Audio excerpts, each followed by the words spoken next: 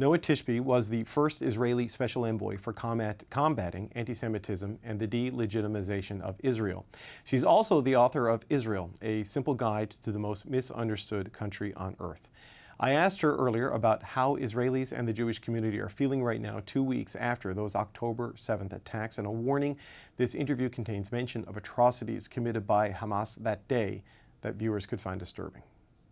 Israelis and Jews feel under attack, both from Hamas, a terrorist organization that is out to destroy the Jewish state and the Jewish people, and also from campuses and various progressive groups all over America and the world. I think that this support that we are seeing on universities, this lack of clear and unequivocal condemnation from university heads, and the media bias that jumps to blame Israel for every single thing that happens without checking first, is something that is weighing very heavily on the Jewish community. I have been in this field for a very long time, for the better part of the last 15 years, and I've seen this media bias over and over again. And you would think that this barbaric and sadistic massacre of October 7th, in which babies were burned alive and mothers' pregnant bellies were sliced open, 80% of the bodies that were recovered, 80% of them show signs of torture and rape.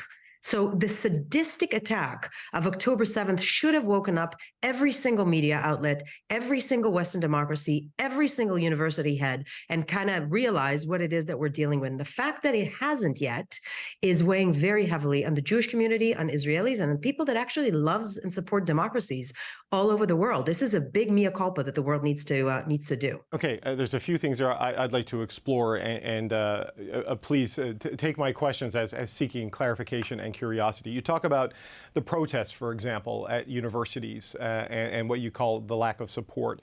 There have been these protests in Canada as well, and I know some members in that protest are venerating Hamas, but others are advocating for a better future for the ordinary Palestinian, which right now, many of which are trapped in a very difficult circumstance. Surely we can separate those two components of what we're seeing in these protests, can we? Yeah?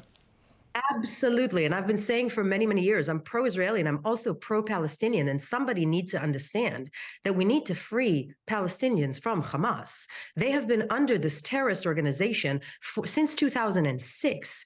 They took Gaza by force at a coup d'etat. So it's as if you say, I'm supporting Afghanistan, Afghani people, and I'm going to support the Taliban. We have to release those people from these ideologies that are actually coming for the entire Western world as well. This is not against the Palestinian people. Nobody has a problem with the Palestinian people, but we have a problem with a terrorist organization that is out to get us. And look, here's the thing.